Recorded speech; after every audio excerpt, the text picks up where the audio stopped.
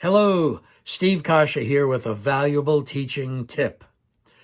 As instructors, we invest many hours in writing, research, class preparation for the benefit of our students. And what's the payoff? The payoff is often when students remember what they were taught. And the icing on the cake happens when a student personally conveys their appreciation after they've been hired and landed a good job. When I serve my mechanical clients, there's a scenario that plays out time and time again. It might happen in North Carolina or Texas or Oklahoma or California, but it's the same scenario. What happens is an employee remembers me from when I taught at their trade school. And this happened when I was serving quality refrigeration in Torrance, California. Javier Palominos remembered me from when I taught at El Camino Community College. William Johnson, an instructor buddy of mine, invited me to share soft skill insight there. And Javier was in the class. So hearing those words of appreciation from Javier years later, that was the icing on the cake. And that's why we do what we do. So when you're involved in those many hours of class preparation, when you're staying late after class to help students to understand, remember the payoff. Not every student will come back to say thanks, but those that do make it all worthwhile. Hello, everybody. Thank you for joining us once again on Did You Know, the ESCO HVAC show. So we are so honored to spend some time with the legend, Steve Coscia. How are you, sir? Terrific. How are you doing, Clifton? I'm doing great. This is such an important conversation for us to have.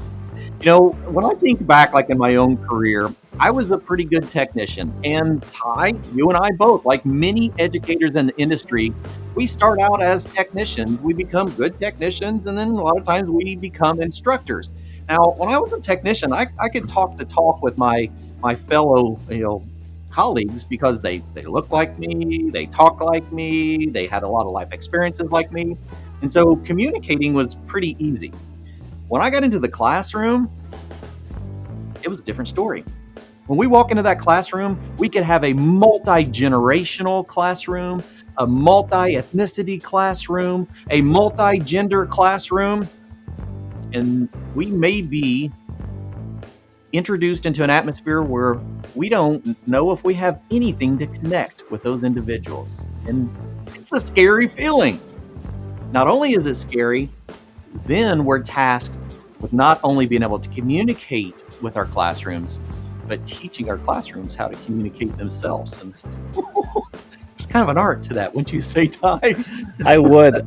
I have been a fan of Steve for many, many years. Just an excellent person. And over the years, we've become friends, which is absolutely just amazing honor.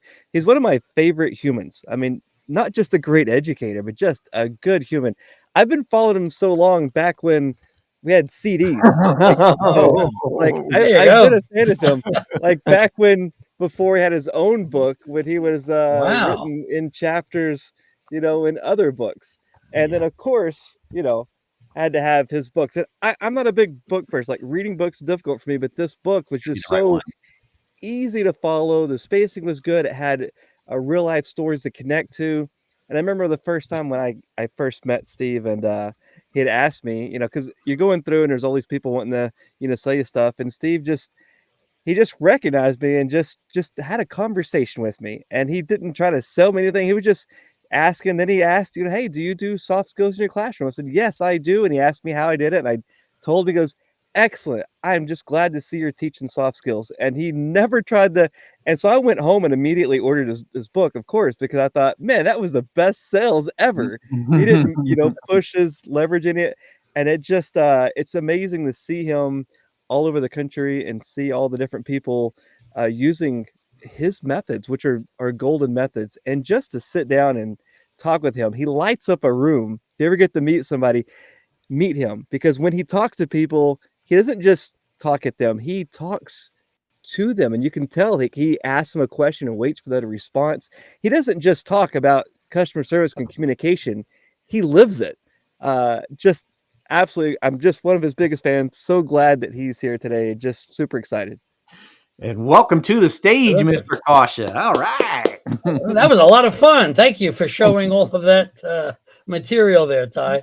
And I remember the first time we met. I do remember. I think you were teaching in Texas back then. Yep. It was a long time ago. Wow. Absolutely. So interesting to hear Clifton speak about that transition from technician to teaching in a classroom. And that begs the question, is there a fear factor? And the answer is yes. Now, I've taught in hundreds or thousands of classrooms, and I still get butterflies in my stomach before I have to teach. And I think that's a good thing because it keeps me conscientious. And I will describe as we go through some of this presentation, the level of mandatory preparation that is required to get there. So you were going to hear me give Clifton little instructions when I say forward, and he just did that. Perfect. So so there's a photo of me. This is in Smithfield, North Carolina, at Johnston Community College, one of my favorite places to teach. And Wayne Harden is the instructor there, and not too far from this college is the White Swan Barbecue. It's got the best fried chicken anywhere. And the best thing about traveling around to different trade schools and colleges is you get to learn where the good food is. And boy, that's a lot of fun. Yeah. So you know what that's like, Clifton. Oh, boy, I do. Yeah, that's one of the first things you ask when you get somewhere. All right. Where's the best food? Who's got the best home cooking? So this photo here is from Fort Myers, Florida. And so there I am with a bunch of 19 and 20-year-olds. Great class. I remember this day like it was yesterday. And when I'm in the midst of 19 and 20-year-olds, one of the things that helps me as an instructor build greater rapport with the students is to tell a story about when I was their age. And it's interesting that they see you as someone who's accomplished. You do all this travel and all of that, but I was once a 19-year-old kid, and sometimes I wasn't the sharpest tool in the shed. And revealing some of that to students helps us to build rapport. So you can forward, Clifton. So brings up a great point, because just like that fear of going into the classroom and me thinking that I really didn't have anything that I could connect with my students on, that is the one thing that we all absolutely have, is, at least for those that are younger than us, is sharing that experience of when we were in that place that they currently are. Yeah, absolutely. So what you see here is a job application form. I went for a job interview when I was 19 with a company called Malvise Construction Equipment. Mr. George Malvise was conducting the interview. I completed my application form in the reception area. So this was in the early 1970s, many, many years ago.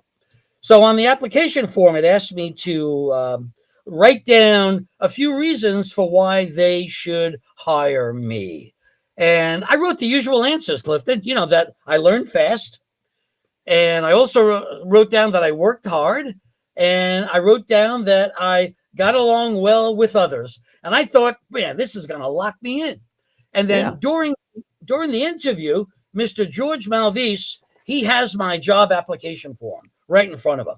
And then during the interview, he asks me a question. He asks, so tell me, why do you think you're so gregarious? And I was stuck in my tracks. I didn't know what to say because I didn't know what the word meant. Right. And when you're a cocky 19-year-old kid like I was, and you get stuck in a situation like this, you have a couple of choices. You can either admit you don't know what the word means, or you can try to fake your way through it. Well, I was that cocky 19-year-old kid that figured I could fake my way through it. After all, this is a construction equipment company, so gregarious must have something to do with stamina and strength and endurance. And boy, did I get it wrong. Wow. And I didn't get the job.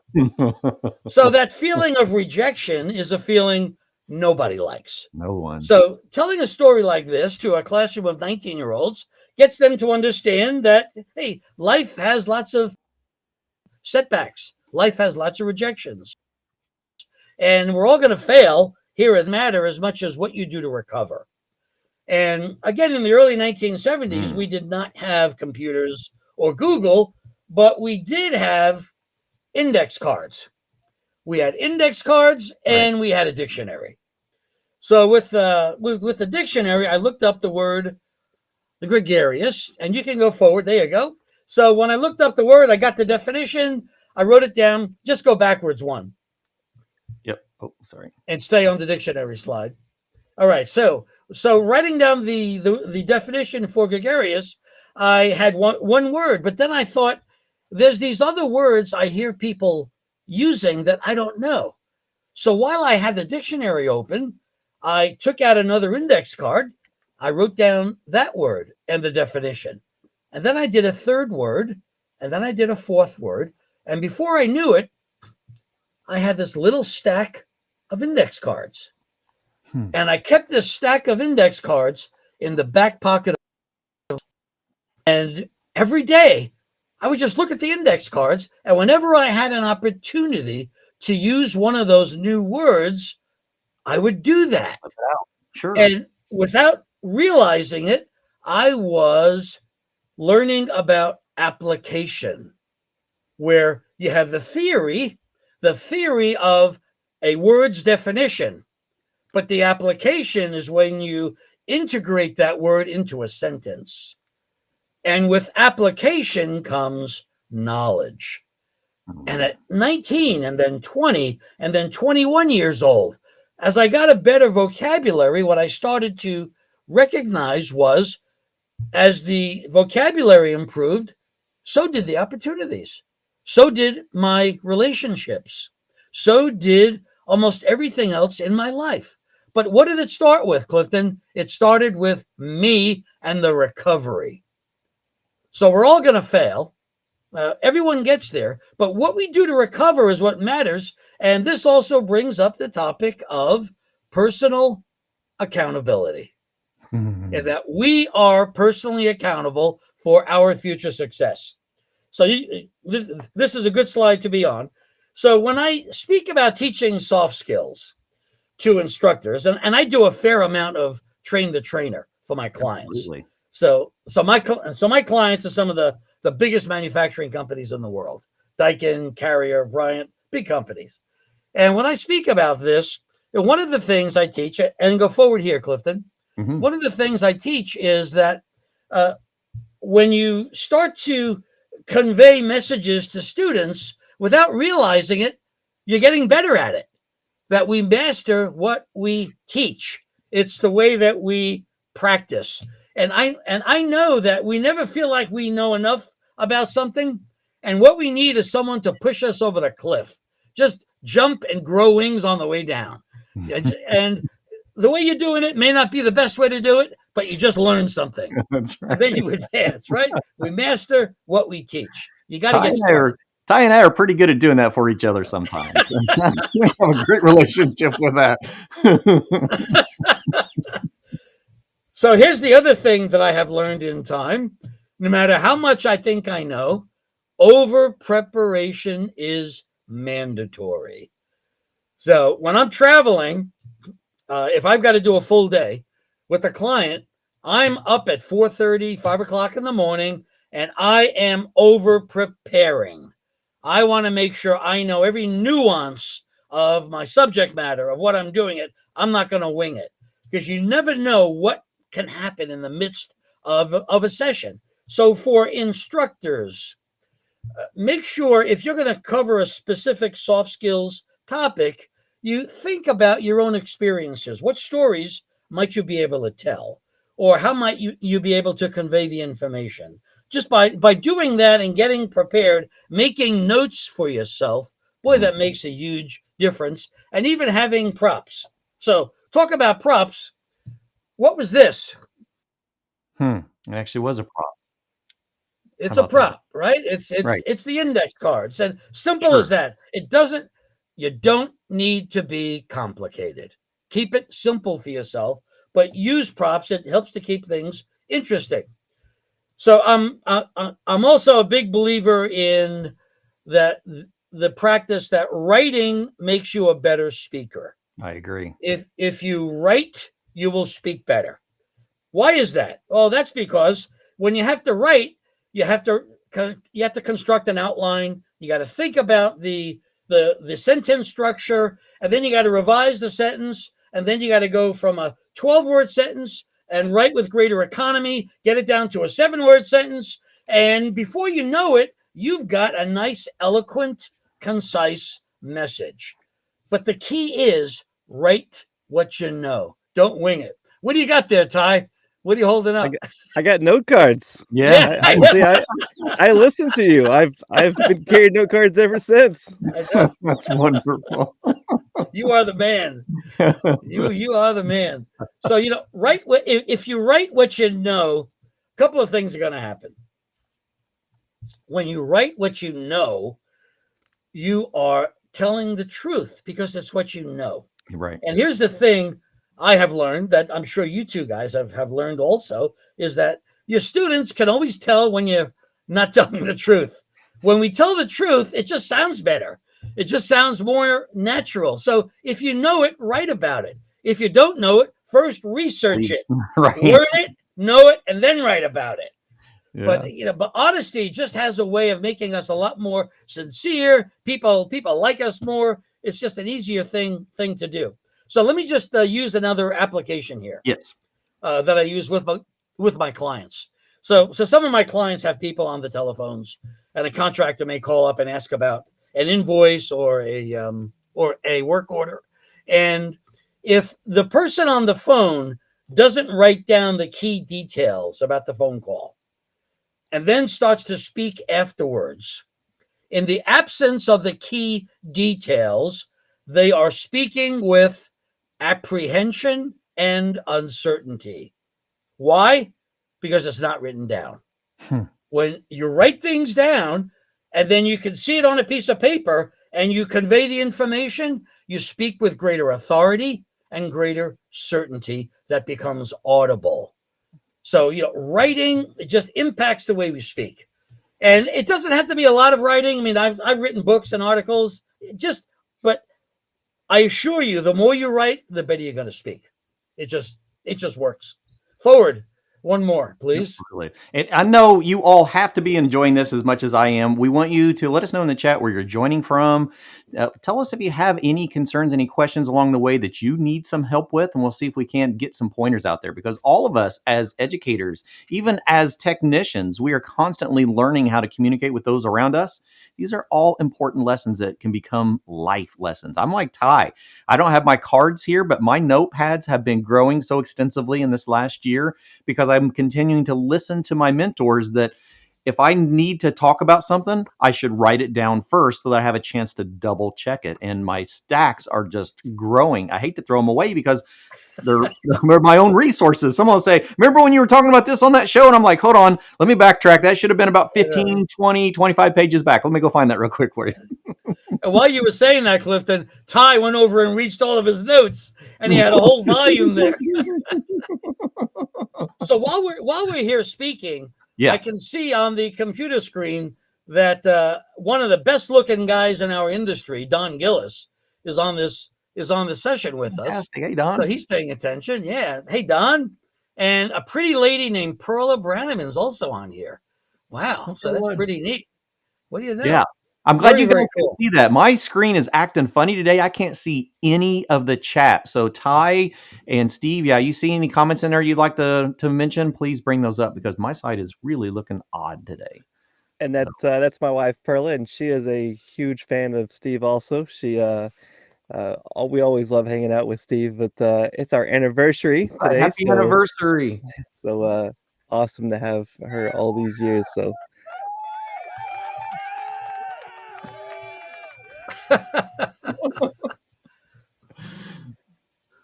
Very good. Very good. All Mhm. right. So let me get to signature stories. Okay. A Oh, signature story is a story that is as unique as your signature. Here's what that means. A signature story is a story only you can tell. okay. A story only you can tell that's unique. It happened to you. Therefore, if it happened to you, you tell that story with all of the candor and honesty and enthusiasm that the students can hear.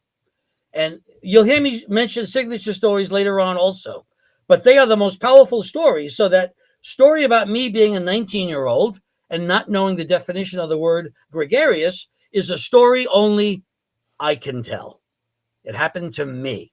I might have to And borrow it though, yeah, every instructor has an inventory of signature stories. I know they do. Yeah. And they tell their stories semester after semester, and they work. And you want to be able to leverage your signature stories and use opportunities to develop even more of them. Those are key things to do. Okay, and then the last one on that slide after signature stories is the power of interactive engagement. So this is always a risk, but you have to trust it. You got to trust that students are going to learn from each other. That's the trust factor. And sometimes I know what it's like to be a control freak because I like to have control over things, but there is a time to relinquish control of the classroom and create an exercise and let people talk. Those are key things to do. And when we do that, and the more we do it, the less fear we have. It's less of a risk, and you'll see how easily it is to engage with students. So go forward one, please, Clifton. So something I learned many, many years ago by a mentor was if you want them to hear it, you talk. Okay, forward.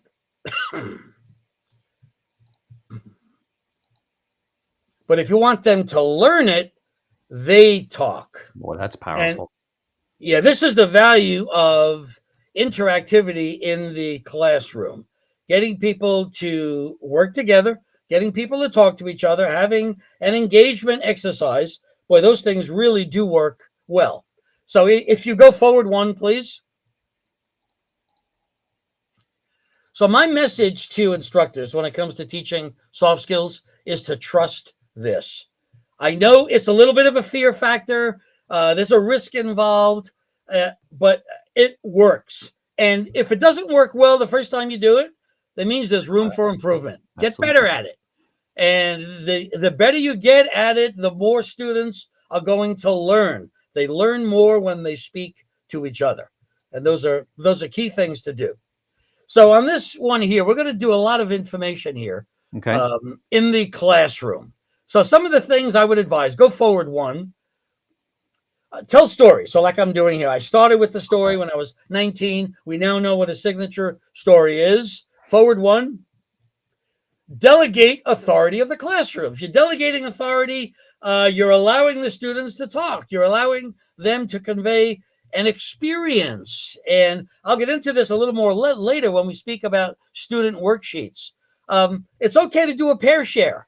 So a pair share is what you do in a classroom when you just covered a point and now you say, okay, talk to the person next to you for 30 seconds, come up with 2 applications for what we just learned.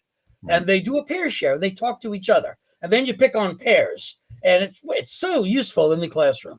Boy, Advanced that's a one. really good one.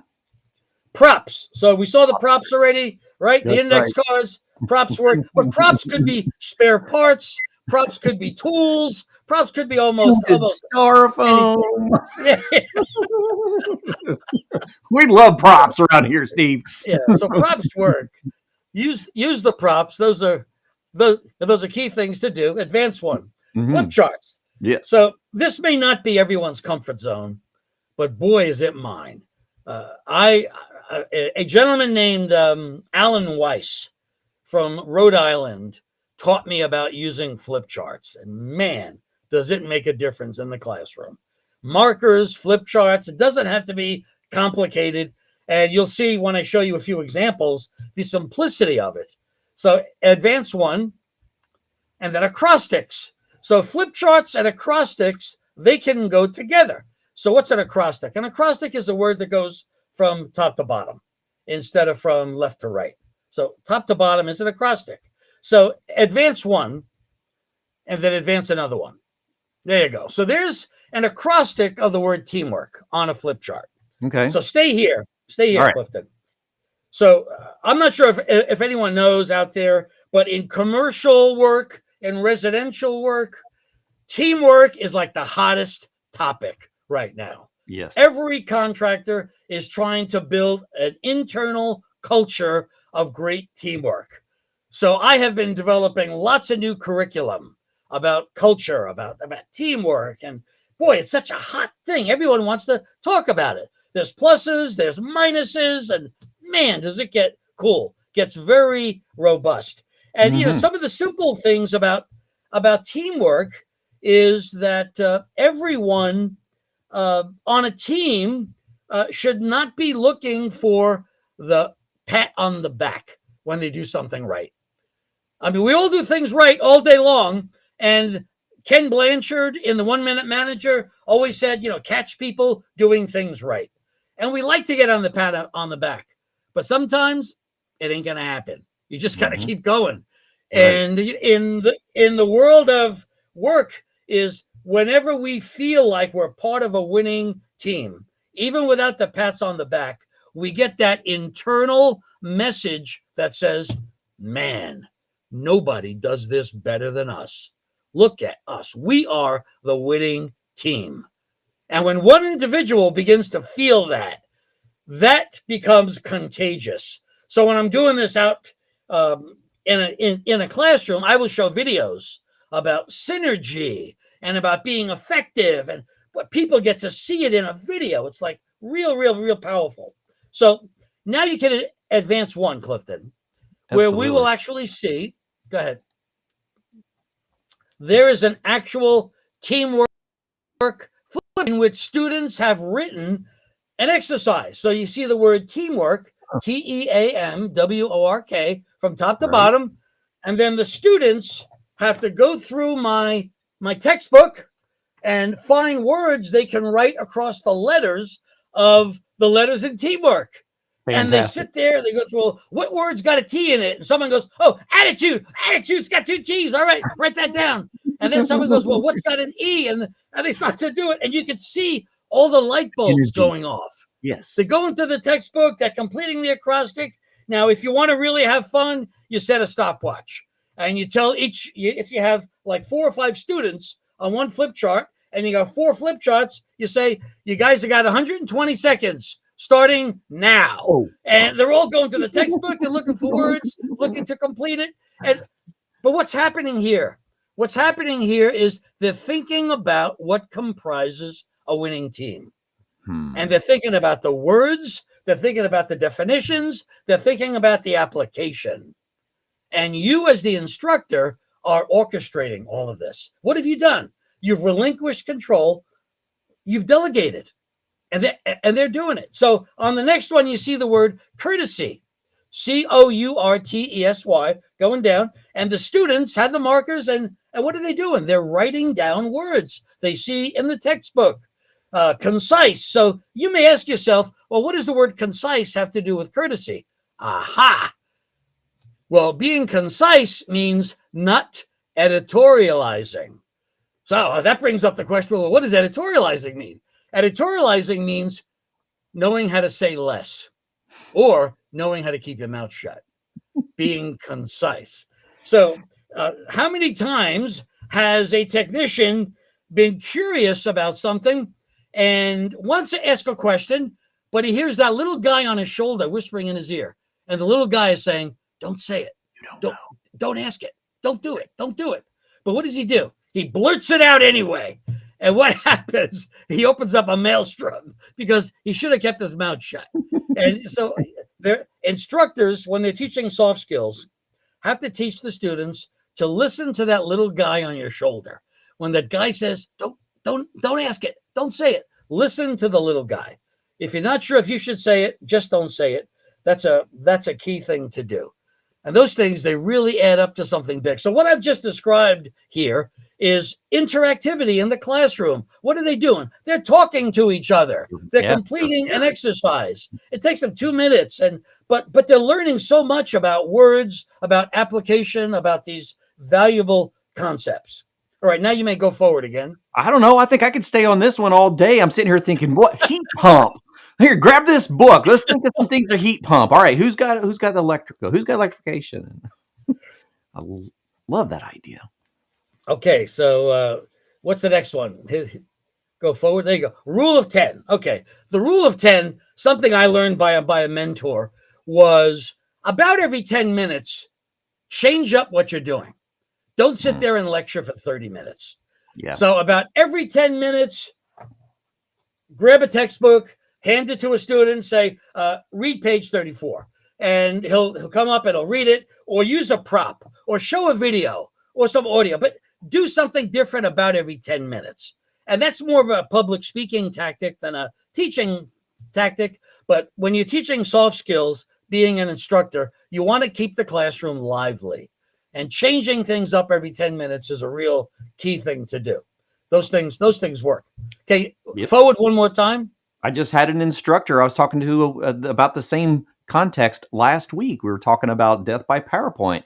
He's like, I've got to get through these 60 slides, but I lose everyone 15 and 20 minutes in. And that's the conversation. I was like, you still have to get through them, but you don't have to get through them all consecutively. You can take breaks and do something different in between related to the PowerPoints, and you'll still end up getting in, through all your PowerPoints, but we've got to break them up a little bit, or you're going to have some sleepers before the day's over. Absolutely. Yeah. Okay. So the word video just came up. Use video. I have a lot of little video that I created and that I use. And boy, it's very effective when you want to get complex ideas across to the students. Videos work. Some of the best videos I've seen are Ty's videos. I mean, when Ty is showing his videos, and he's so funny about it, but he's so informative about it. They're just great. And Ty, they don't have to be long, right? 2 minutes, 3 minutes, you can get boatloads across. I got to be honest. I've watched the evacuation of the 55-gallon drum probably 40 times. Honestly, I don't tell him that enough. Yeah, that's good. All right, so let's. So here's some photographs. We can use photos. So there's a 2-car driveway with 1 car, and this family is has an air conditioner that's not working. It's July. It's real hot. They call the local air conditioning company. The company's van arrives, and he's been taught not to park in customers' driveways. But he sees the open spot, right? So he parks his van there, and the husband, who's been out running errands, comes back, sees the van in the driveway. Not a big deal, right? So, but then the husband looks at the driveway, and the husband sees there's fluid leaking out of the bottom of the van. Now, we know it's condensation from the van's air conditioner, but the husband is not mechanical. Right. So you show this video, and now you ask your students, what does he think it is? Right. And one student says, oh, it's engine oil, or it's antifreeze, or transmission fluid, and you get these answers, and they're talking. So go forward once. And you direct all of their eyesight on that. Very simple videos. Here's a very simple photograph that conveys a message, and you're teaching your students to follow standard operating procedure. If you've been taught not to park in the driveway, don't park in the driveway. Just do it. And that's a real case scenario. So one more. So here's a messy van dashboard. I never have to go too far to find these. They're all over the country. So if I'm driving around the country, I pull into a strip mall, there's somebody's van looking like that. And this brings up the whole soft skills discipline of being organized. Yeah. There is no substitute for good organization, because organization means you're being more efficient and more effective. And time is money when you're out in the field. You If the bet. shop if the shop calls and the parts manager wants to know about um, um, a specific finish or a diameter on a part, and you can't find the paperwork, and now you're going through your messy dashboard, everybody loses. You're wasting time, you're wasting money, not a good thing. Being organized is a key soft skills discipline. And that's in my textbook also. So go forward one. Here is the stories I can tell. So these are signature stories that I can tell. I have a list, and just go forward once. Okay. And these are titles that are cryptic, they're subjective, but they're immediately recognizable to me. They're my stories. And I think every instructor should have a list of their signature stories. Why? Because sometimes we forget. Have a list. Whenever I go to work with a client, I go to teach, I always have my list of signature stories because you never know what question you're going to get from a student. They may ask a question that says, oh, this is a perfect time for that story. And then you tell the story. And it's great to have the list. You want to have the list of signature stories. It's a key thing to have a good discipline. Well, All and right, I forward. think about that from the classroom, right? Hey, today's storytelling. Which story do you all want to hear? Because it will be relevant to your career in the industry. I never thought about that, but that's a wonderful plan to have in the classroom. It is. It is. I want to know about that number 2 someday. That didn't come from Indianapolis, did it? Actually, it's from Aaron York. Yeah. Yeah. Yeah. I'll catch up Aaron with you York. later. Did you know Aaron York? Yeah. Yeah. He told me that story. I can tell you the origin of every story. That's great. All right. So now I want to go through some of these slides that actually have this is subject matter you will see in my curriculum PowerPoint or in the curriculum textbook. This is a message about first impressions, about greetings, about wearing the shoe covers. It just demonstrates how much customers appreciate that. They really appreciate when you do that. So go forward one. And what this also says is that the first impression can also be the customer's final decision. You bet. Their decision about whether or not they want to work with you is often based on a first impression. Go forward again. And this first impression even goes deeper because people don't gather data to make a decision. They often gather it to justify their decision. Meaning, if they liked you during the first impression, they will justify to themselves why they should hire you. It's just that simple. So instructors should be teaching their students about the soft skill of making sure they invest in that first impression. The smile, you tuck in your shirt, good personal hygiene, all of those simple things that really work. Go forward again. I went into one classroom that actually had a complete locker of clothes for the students to try on in preparation for interviews. And some of the clothes were not the neatest looking clothes. And so it was an opportunity for everyone to see dress apparel from different perspectives. I thought that was just a fantastic thing to teach in the classroom. That is good. It is good. So just go forward 2 more times. Let me see. Yeah, there you go. So this next sentence here, it's better to disappoint a customer than to satisfy a customer with a lie. Let's stay there for just a minute. This sentence is throughout my textbook. And this is all about integrity. It's about honesty. And the way that instructors should teach this in the classroom is you definitely have to tell the truth. So how does that happen? Well, you're inside a customer's house, and the part you need is the part you just ran out of in your truck or in your van. You don't have it. And so you could tell the truth, and you would say something like, I don't have the part. And that would be the truth, and you're disappointing the customer. That's better than telling a lie. But here's what I teach students to do. I teach students to use a little finesse. So the way that I introduce this, I ask the students, what does the word finesse mean? And usually they don't know. And I say, finesse means smooth. And they go, oh, yeah, smooth. I know what smooth is. Yeah, you got to be smooth. So if you don't have the part, rather than say, I don't have the part, you say, here's what I'm going to do. Let me see how fast I can get that part here for you. Now, that's so much more constructive. That is so much more helpful than saying, I don't have the part. So when we are using a little finesse, what are we doing? We are thinking, and we are remaining calm. When you get upset, when you get anxious, it's harder to think. Trust yourself. So instructors, when they're teaching soft skills, should teach their students to trust themselves. Remain calm. Tell the truth. Use a little finesse. This is a key concept, and it goes a long way just towards being the best that we can be. You can go forward again. How customers see things. So go forward once.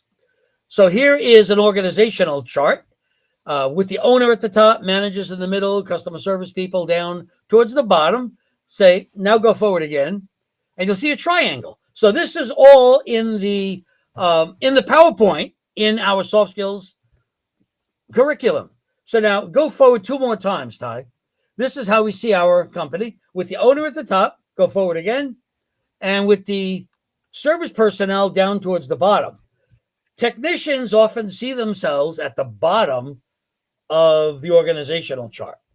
So now go forward 3 times. So this is how customers see things. Now, who is the apex of the triangle? Right. Now it's the technician. The technician becomes the brand. Every word, every mannerism that technician speaks about, he's speaking for the whole company. So go forward 1 more time, and it focuses in on that apex. So that's also in our.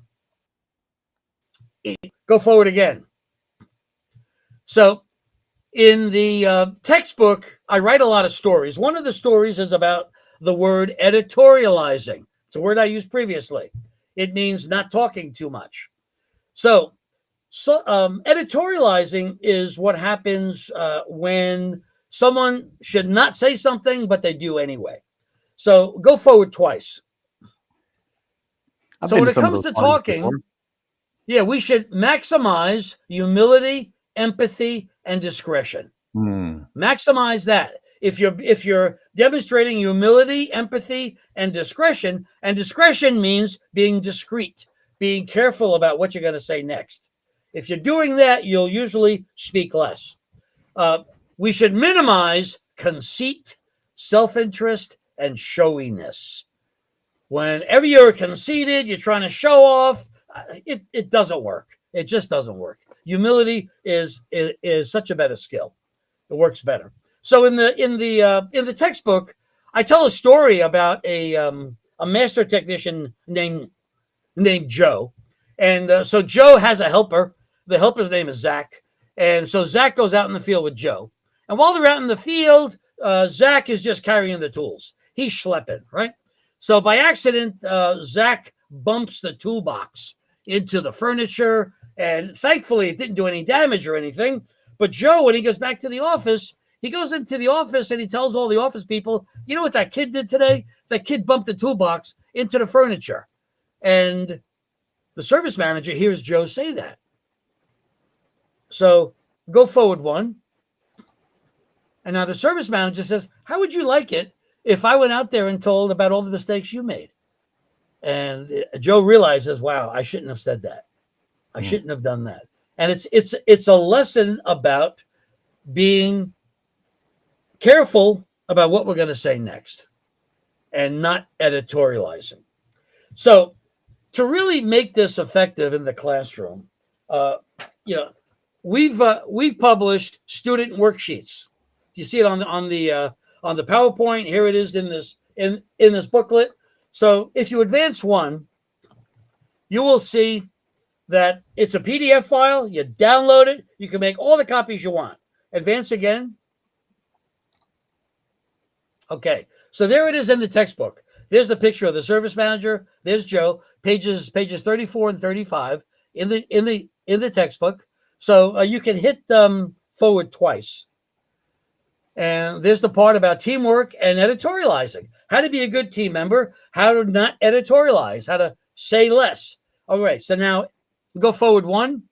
And there is a student worksheet right from the booklet. Student worksheet. Now, this is how an instructor can make sure students are really learning from the textbook.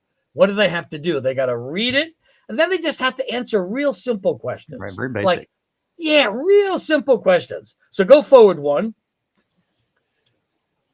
And again, there you go. So there's a completed student worksheet, right? So Fernando Gonzalez did this. And so you can now go forward a few times. And thank you, Fernando. There's the worksheet. Fernando Rodriguez. Now go forward again.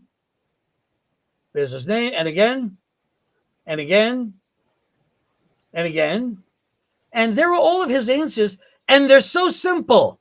But all he had to do was read what was in the textbook. So if we instructors want to make sure that students are experiencing content retention, what do? You have a worksheet. So hit forward a few more times.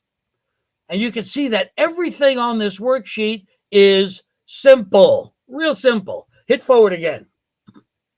So this is, again, it's derived from pages 38 and 39 from the textbook. But Rodrigo, he blew me away on this one. He blew me away because when I travel around the country, the instructors show me the student worksheets. Right. And I saw this one and I said, man, this guy's elevator goes all the way to the top. Look at this guy. So go forward one. And what did he do? The icing on the cake. What did he write down? He wrote down feel, felt, and found. And go forward again. From page 64. It wasn't even in the lesson. It wasn't even on this particular one. It wasn't even in the lesson. But he read the textbook. Wow. Now, Ty and Clifton, you know what it's like when a student gets it. Yeah. Right? It's such a great feeling. Oh. It's like there's nothing better. No. And instructors should use the student worksheets in the classroom. It guarantees and ensures content retention so that students are really getting it, they're understanding it, and they have all the information. And I see the country from coast to coast when I'm traveling around. So my textbook is taught in anywhere between 250 to 300 colleges, but not everyone has the worksheets yet. So get the worksheets and use them. Those are key things to do. I'm sitting here looking at this and I'm going, because I've got a project of my own that I've been working on for a while. And I'm sitting here thinking, this is amazing retention. And it's something that you can share even with instructors. You know, many of us instructors, when we get into a program, there's other instructors. The biggest thing we're asking is, hey, what are you doing in this class? How are you presenting this class? How are you testing the students in the class? And so not just for something to work with the students, but to be able to converse with other instructors on the same topic. I absolutely love that. Yeah, and here's the thing. The instructors love this because you can either use it as homework or use it in the classroom. There's so much flexibility. Right. So there are numerous anecdotes in the textbook, and there is a worksheet for every anecdote that you can write on.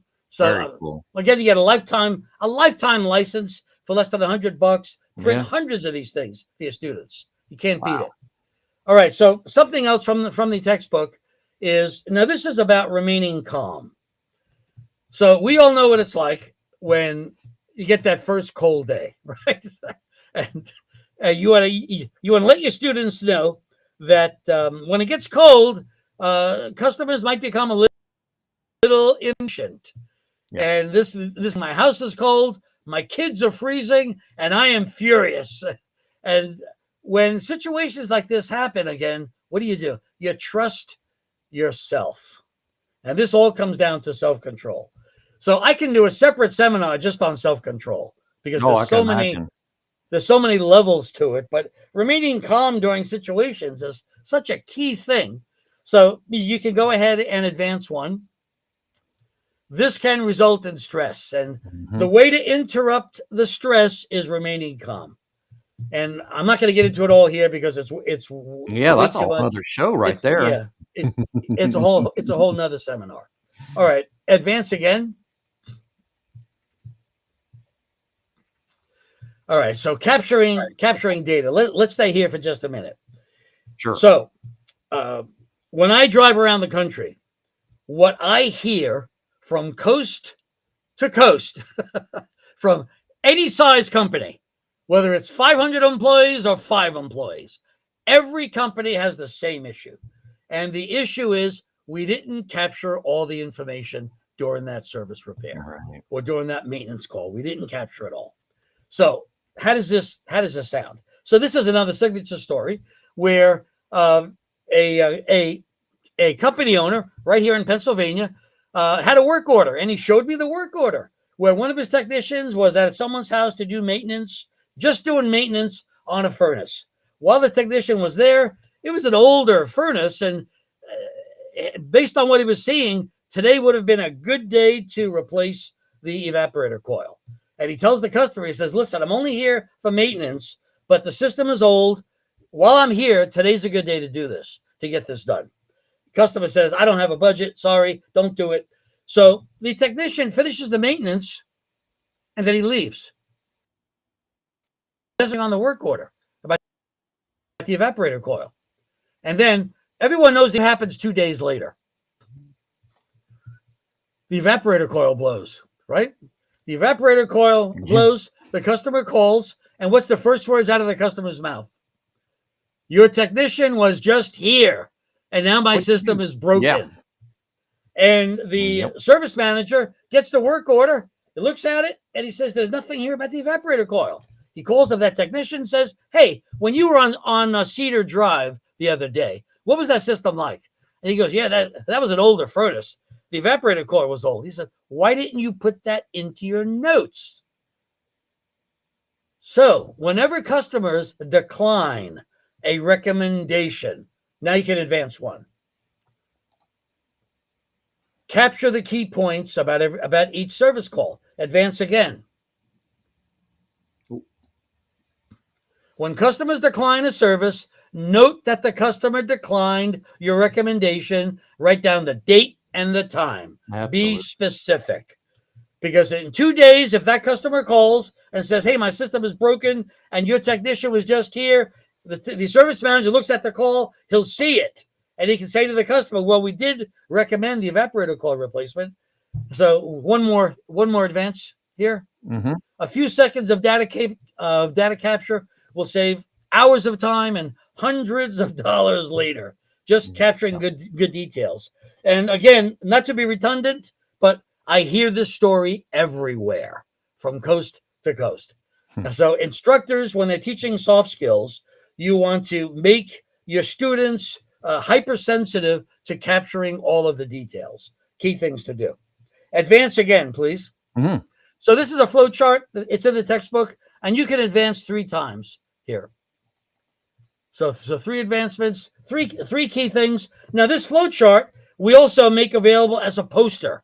So lots of the colleges out there have this flow chart on the wall in the classroom. We make the posters available. The posters are available on ESCO's website. So any of the instructors on this call, go to the ESCO website. They have the poster. They can get the order out for you. And I see these all over the country. And what you see here is that venting can be therapeutic, right? Venting is therapeutic when you ask questions. And Clifton is now sharing some of the resources that are online. Absolutely. A lot of my soft skill courses are there. Lots of other resources are there. Lots of product from Coscia Communications there. So I'll leave that over the side. You can actually scan that later. We've also got e-learning courses on the HVACR Learning Network. So I'll keep that available too if you want to follow up with some of these lessons that can be done online for yourself as well as for the classroom. Let me just say one thing about the HVACR Learning Network. That is the best deal in town. The new subscription model that ESCO has implemented, holy cow, man! For like $20-something, it's like unbelievable what you get. We're getting ready to do a $12.99 ESCO basic package as well. Holy cow! You'll be hearing about that here in the very near future. Best deal in town. ESCO hit it right on the mark. Well, we that one. thank you. We Yeah. try. It's hard to compete sometimes with companies that are solely in the app business, and we're so widespread trying to give curriculum of all natures to educators and to students, contractors. But we do our best. Absolutely. So there's a lot of information on that. You want to check that out when you get a Oh, there is. chance. There is. All right. So I just want to talk about people Yeah. during the remainder of this. So Oh, we if love you talking about advance, people. Sounds yeah. great. So advance one, and I'm going to point out some of the things I experienced when I'm out in the field. So Okay. there is Jimmy Fairley from San Jacinto Community College. Jimmy, I mean, Jimmy. every instructor that I know is like the best. These are like the best of the best. No. They're so good at what they do. Jimmy Fairley puts together such a good program. He's so good. So advance again. Gary Harrison at Remington College in Louisiana. Gary is dynamite. I've known him for years. I was teaching in Baton Rouge, Louisiana, to a bunch of contractors, and out of nowhere, Gary comes in. He walks in. He says, "Hey, I'm teaching at Remington, a few blocks away." So after the seminar, I go to Remington. It's like a reunion, right? It's like unbelievable. It's so good. Advance again. Jimmy Hawley and Pat Enoch from Tulsa Tech. These two guys have done more for the future workforce in the Tulsa region than anyone I can think of. They are like fathers. They're like dads, what they've done. And then Don Crawshaw at Salt Lake Community College. Don developed a whole program. It's dynamite. This guy's knowledge goes all the way to the top. Unbelievable. And advance again. Jeff Underwood at Guilford Community College in Greensboro. Boy, Jeff is good. He's has put together such a good program there. And then Wayne Harden at Johnston Community College, another good classroom innovator. Real good. So those are some of the people I get to meet. Again, they are the best of the best. I'm sorry I can't put them all up there, but boy, are they good. Okay, so here quickly, in the textbook, there's a crossword puzzle. The instructor gets a legend for the crossword puzzle. More than the legend, we tell you what page number in the book each crossword word can be found in. So when a student needs help, it's part of the instructor's guide. So here is the instructor's guide. So the instructor's guide has got videos and the exams and all the legends are in there. If you advance one. Oh, wait me a second. Got my pointer on the wrong screen. There we go. That's okay. So here's the exam. It's a 40-question multiple choice exam. And just like the crossword puzzle, every question has a page number reference. So if a student's got a question about where can I find this in the textbook, you as the instructor can go ahead and tell them what page number it's on. Well, Steve, this isn't in this. I've read it for sure. It's not in here. Oh, yeah? Yeah, it's there. It's right It's here. there. Yep. And the key thing is making soft skills instruction fast, easy, and effective. So now who you see on there is Deshae Peters. This kid is he's so good. So this is Deshae when he just got out of Tulsa Tech, Tulsa, Oklahoma. He was about 20. So got a job locally, and they enrolled him in the Skills USA competition on the topic of customer service. Now, why was that? Because he not only read my book, he devoured my book. He knew my book inside and out. So he goes into the customer service competition for the state of Oklahoma, and he wins first place for the state of Oklahoma.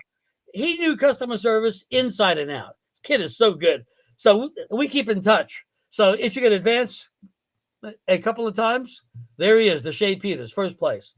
So advance again. There's Jimmy Hawley and Deshae, and there's Deshae holding my book. Now stay here for just a bit. Okay. So this is Deshae, not too long after he graduated from Tulsa Tech. He was about 20. We keep in touch, and I was in Tulsa earlier this year.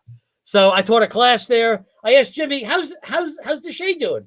He goes, he's working commercial now. He's with Climate Pros. I said, holy cow, what's his number? Right. So he gives me his number. I call him up. I said, what are you doing tonight? He says, nothing. I said, let's go out to the White River Fish Market. Now, in Tulsa, the best restaurant is the White River Fish Market. So we meet there. Now you can advance one.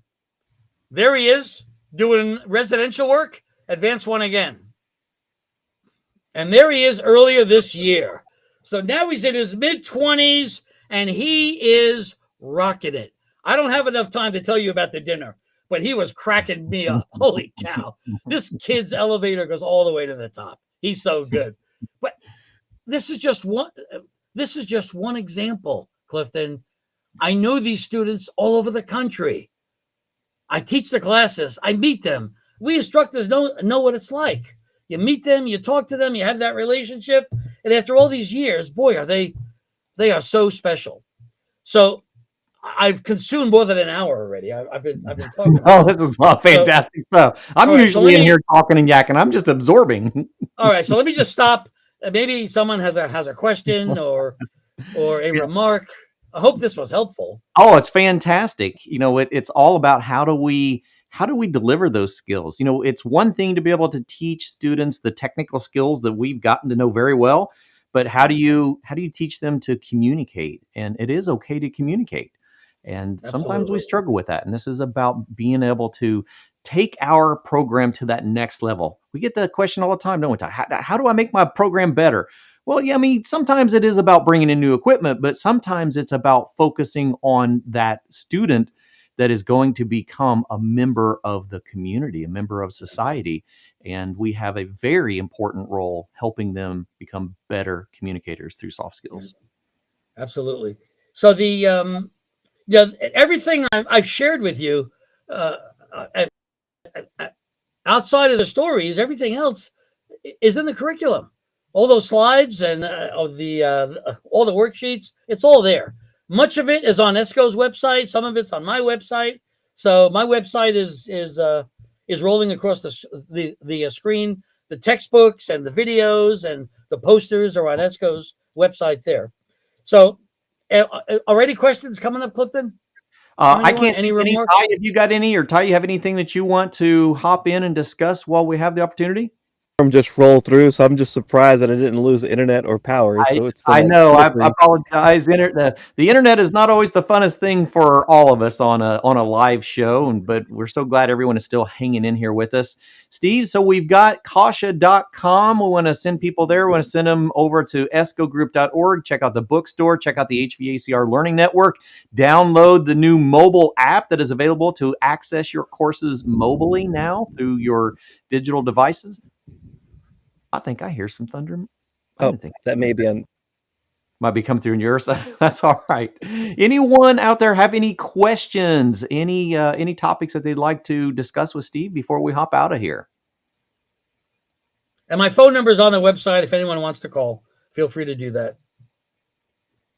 All right. I do want to thank everybody for the anniversary wishes that posted on there, but it's right.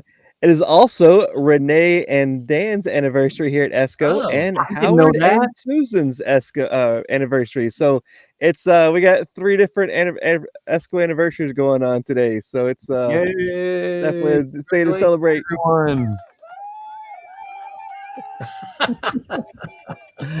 All right, Mr. Coscia, we're so grateful to have you here with us. I look forward to more conversations. Steve and I just did a podcast. I encourage you to go over to Did You Know, the ESCO HVAC podcast, and take a listen. Give you some really good information as you're cruising in between jobs or on your way to work. Lots of great resources out there. And make sure to get the customer service handbook as well that Ty has right there handy. Hey, great seeing you again, Ty. Always good seeing you, Clifton. Yeah, very good. This was a lot of fun. Thanks for inviting me. Fun. Well, thank you, sir. And we will see you all again next week on Did You Know, the ESCO HVAC show. Bye, everybody.